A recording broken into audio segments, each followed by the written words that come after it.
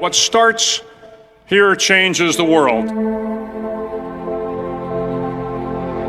I have a few suggestions that may help you on your way to a better world. And while these lessons were learned during my time in the military, I can assure you that it matters not whether you ever served a day in uniform. It matters not your gender, your ethnic or religious background, your orientation, or your social status. Our struggles in this world are similar, and the lessons to overcome those struggles and to move forward, changing ourselves and changing the world around us, will apply equally to all. So here are the 10 lessons I learned from basic SEAL training that hopefully will be of value to you as you move forward in life. Every morning in SEAL training, my instructors, who at the time were all Vietnam veterans, would show up in my barracks room, and the first thing they'd do was inspect my bed. If you did it right, the corners would be square, the covers would be pulled tight, the pillow centered just under the headboard, and the extra blanket folded neatly at the foot of the rack.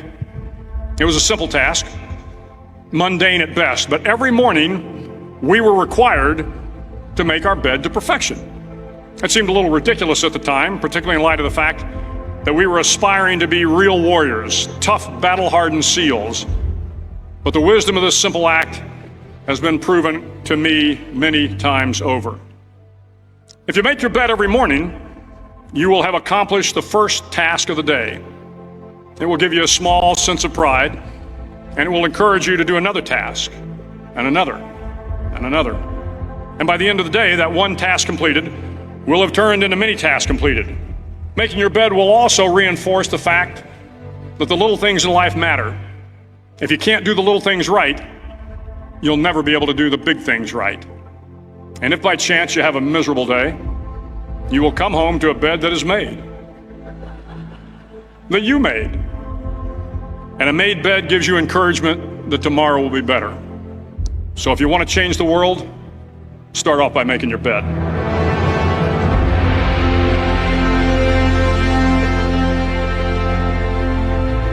During SEAL training, the students are all broken down into boat crews. Each crew is 7 students, 3 on each side of a small rubber boat, and 1 coxswain to help guide the dinghy. Every day your boat crew forms up on the beach and is instructed to get through the surf zone and paddle several miles down the coast. In the winter, the surf off San Diego can get to be 8 to 10 feet high, and it is exceedingly difficult to paddle through the plunging surf unless everyone digs in. Every paddle must be synchronized to the stroke count of the coxswain. Everyone must exert equal effort, or the boat will turn against the wave and be unceremoniously dumped back on the beach. For the boat to make it to its destination, everyone must paddle. You can't change the world alone. You will need some help. And to truly get from your starting point to your destination takes friends, colleagues, the goodwill of strangers, and a strong coxswain to guide you. If you want to change the world, find someone to help you paddle. Over a few weeks of difficult training, my SEAL class, which started with 150 men, was down to just 42. There were now 6 boat crews of 7 men each. I was in the boat with the tall guys, but the best boat crew we had was made up of the little guys, the Munchkin crew we called them. No one was over 5'5". The Munchkin boat crew had 1 American Indian, 1 African American, 1 Polish American, 1 Greek American, 1 Italian American, and 2 tough kids from the Midwest. They out-paddled, outran, and outswam all the other boat crews. The big men in the other boat crews would always make good-natured fun of the tiny little flippers the Munchkins put on their tiny little feet prior to every swim. But somehow these little guys from every corner of the nation and the world always had the last laugh, swimming faster than everyone and reaching the shore long before the rest of us. SEAL training was a great equalizer. Nothing mattered but your will to succeed, not your color, not your ethnic background, not your education, not your social status. If you want to change the world, measure a person by the size of their heart, not by the size of their flippers. Several times a week, the instructors would line up the class and do a uniform inspection. It was exceptionally thorough. Your hat had to be perfectly starched, your uniform immaculately pressed, your belt buckle shiny and void of any smudges. But it seemed that no matter how much effort you put into starching your hat or pressing your uniform or polishing your belt buckle, it just wasn't good enough. The instructors would find something wrong. For failing the uniform inspection, the student had to run, fully clothed, into the surf zone, then wet from head to toe, roll around on the beach until every part of your body was covered with sand. The effect was known as a sugar cookie. You stayed in the uniform the rest of the day, cold, wet, and sandy. There were many a student who just couldn't accept the fact that all their efforts were in vain, that no matter how hard they tried to get the uniform right, it went unappreciated. Those students didn't make it through training. Those students didn't understand the purpose of the drill. You were never going to succeed. You were never going to have a perfect uniform. The instructors weren't going to allow it. Sometimes, no matter how well you prepare or how well you perform, you still end up as a sugar cookie. It's just the way life is sometimes. If you want to change the world, get over being a sugar cookie and keep moving forward. Every day during training, you were challenged with multiple physical events: long runs, long swims, obstacle courses, hours of calisthenics, something designed to test your mettle. Every event had standards, times you had to meet. If you failed to meet those times, those standards, your name was posted on a list, and at the end of the day, those on the list were invited to a circus. A circus was 2 hours of additional calisthenics, designed to wear you down, to break your spirit, to force you to quit. No one wanted a circus.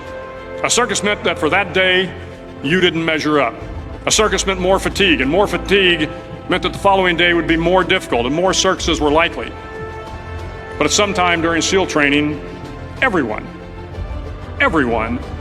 made the circus list. But an interesting thing happened to those who were constantly on the list. Over time, those students who did 2 hours of extra calisthenics got stronger and stronger. The pain of the circuses built inner strength and physical resiliency. Life is filled with circuses. You will fail. You will likely fail often. It will be painful. It will be discouraging. At times, it will test you to your very core. But if you want to change the world, don't be afraid of the circuses. At least twice a week, the trainees were required to run the obstacle course. The obstacle course contained 25 obstacles, including a 10-foot wall, a 30-foot cargo net, a barbed wire crawl, to name a few. But the most challenging obstacle was the slide for life. It had a 3-level, 30-foot tower at one end and a 1-level tower at the other. In between was a 200-foot-long rope.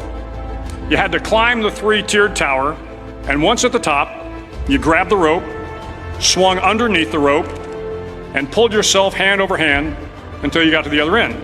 The record for the obstacle course had stood for years when my class began in 1977. The record seemed unbeatable until one day a student decided to go down the slide for life head first. Instead of swinging his body underneath the rope and inching his way down, he bravely mounted the top of the rope and thrust himself forward. It was a dangerous move, seemingly foolish and fraught with risk. Failure could mean injury and being dropped from the course. Without hesitation, the student slid down the rope perilously fast. Instead of several minutes, it only took him half that time. And by the end of the course, he had broken the record. If you want to change the world, sometimes you have to slide down the obstacles head first. During the land warfare phase of training, the students are flown out to San Clemente Island, which lies off the coast of San Diego. The waters off San Clemente are a breeding ground for the great white sharks. To pass SEAL training, there are a series of long swims that must be completed. One is the night swim. Before the swim, the instructors joyfully brief the students on all the species of sharks that inhabit the waters off San Clemente. They assure you, however, that no student has ever been eaten by a shark, at least not that they can remember. But you are also taught that if a shark begins to circle your position, stand your ground. Do not swim away. Do not act afraid. And if the shark, hungry for a midnight snack, darts towards you, then summons up all your strength and punch him in the snout, and he will turn and swim away. There are a lot of sharks in the world. If you hope to complete the swim, you will have to deal with them. So if you want to change the world, don't back down from the sharks. As Navy SEALs, one of our jobs is to conduct underwater attacks against enemy shipping. We practice this technique extensively during training. The ship attack mission is where a pair of SEAL divers is dropped off outside an enemy harbor and then swims well over 2 miles underwater, using nothing but a depth gauge and a compass to get to the target. During the entire swim, even well below the surface, there is some light that comes through. It is comforting to know that there is open water above you. But as you approach the ship, which is tied to a pier, the light begins to fade. The steel structure of the ship blocks the moonlight. It blocks the surrounding street lamps. It blocks all ambient light. To be successful in your mission, you have to swim under the ship and find the keel, the center line, and the deepest part of the ship. This is your objective. But the keel is also the darkest part of the ship, where you cannot see your hand in front of your face, where the noise from the ship's machinery is deafening, and where it gets to be easily disoriented, and you can fail. Every SEAL knows that under the keel, at that darkest moment of the mission, is a time when you need to be calm, when you must be calm, when you must be composed, when all your tactical skills, your physical power, and your inner strength must be brought to bear. If you want to change the world, you must be your very best in the darkest moments. The 9th week of training is referred to as Hell Week. It is 6 days of no sleep, constant physical and mental harassment, and one special day at the Mud Flats. The Mud Flats are an area between San Diego and Tijuana where the water runs off and creates the Tijuana Sloughs, a swampy patch of terrain where the mud will engulf you. It is on Wednesday of Hell Week that you paddle down to the Mud Flats and spend the next 15 hours trying to survive this freezing cold, the howling wind, and the incessant pressure to quit from the instructors. As the sun began to set that Wednesday evening, my training class, having committed some egregious infraction of the rules, was ordered into the mud. The mud consumed each man till there was nothing visible but our heads. The instructors told us we could leave the mud if only 5 men would quit. Only 5 men, just 5 men, and we could get out of the oppressive cold. Looking around the mud flat, it was apparent that some students were about to give up.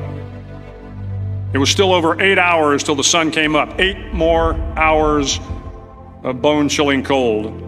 The chattering teeth and the shivering moans of the trainees were so loud, it was hard to hear anything. And then one voice began to echo through the night. One voice raised in song. The song was terribly out of tune, but sung with great enthusiasm. One voice became 2, and 2 became 3, and before long, everyone in the class was singing. The instructors threatened us with more time in the mud if we kept up the singing, but the singing persisted, and somehow the mud seemed a little warmer, and the wind a little tamer, and the dawn not so far away. If I have learned anything in my time traveling the world, it is the power of hope. The power of one person, a Washington, a Lincoln, King, Mandela, and even a young girl from Pakistan, Malala. One person can change the world by giving people hope. So if you want to change the world, start singing when you're up to your neck in mud. Finally, in SEAL training, there's a bell. A brass bell that hangs in the center of the compound for all the students to see.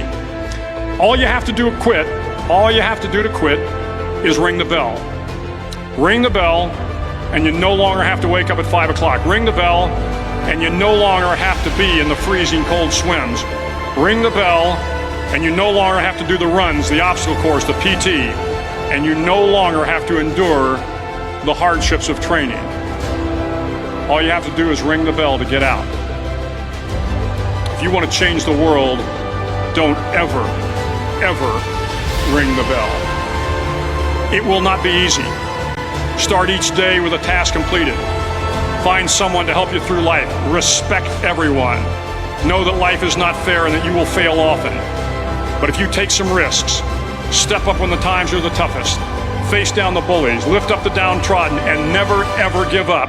If you do these things, the next generation and the generations that follow will live in a world far better than the one we have today. And what started here will indeed have changed the world for the better. Thank you very much.